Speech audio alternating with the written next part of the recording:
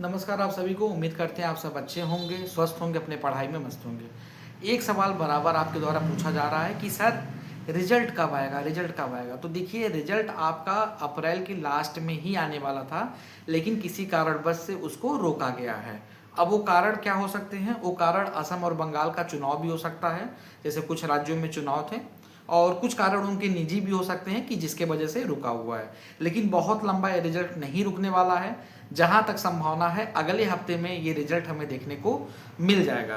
तो ऐसे बच्चे जो डॉक्यूमेंट वेरिफिकेशन की तैयारी कर रहे हैं, वो अपनी तैयारी तेज करें। जो भी इसेंशियल डॉक्यूमेंट्स हैं उनको आप जल्द से जल्द कलेक्ट कर लें, बनवा लें, लेके रख लें, ताकि वहाँ पे रिजल्ट के बाद आने के बाद स्थिति ये ना हो जाए कि आप तहसील या कार्यालय या फिर स्कूल कॉलेज आप दौड़ते रह जाएं। ये चीज़ नहीं होनी चाहिए। सारे डॉक्यूमेंट आप रेडी करके बैठ जाएं।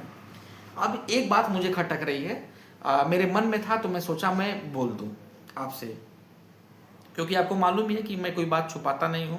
जो भी बातें रहती हैं तार्किक रूप से आपके समझ रखता हूं, और उसमें मैं गहन तरीके से, मैं डंके की चोट पे मैं चर्चा करता हूं।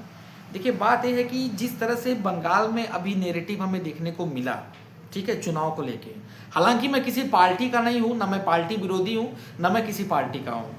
बस मैं यहाँ बच्चों की बात कर रहा हूँ, कैंडिडेट की बात कर रहा हूँ, और कई सारे बंगाल के बच्चे हैं जिनसे मेरी बराबर बात होती है, उनकी मैं बात कर रहा हूँ।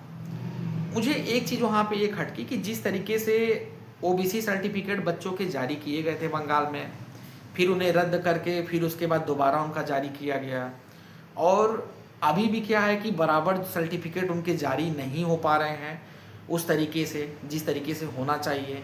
तो इसमें ये रीज़न क्या है? एक बात ये मुझे ये नहीं समझ में आई, और ख़ास तौर पे जो मुस्लिम जो कैंडिडेट हैं, देखिए मैं खुल के मैं बोलूँगा, उनके साथ भी ये समस्या बराबर बनी हुई है, और जो आपके एससी एसटी वाले बच्चे हैं उनके साथ ये समस्या है।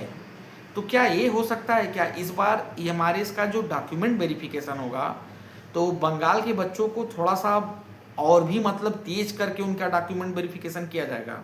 तेज करने का सेंस मतलब कि और भी मतलब ठोक बजा के जांच परख के वहाँ पे डॉक्यूमेंट वेरिफिकेशन किया जाएगा क्या? और क्या ये हथकंडा जो डॉक्यूमेंट वेरिफिकेशन वाला है बहुत तेज हावी होने वाला है क्या, कि उन्हें बाहर का भी रास्ता दिखाया जाएगा या बहुत सारे बच्चों का अभ्यर्थन निरस्त किया जाएगा?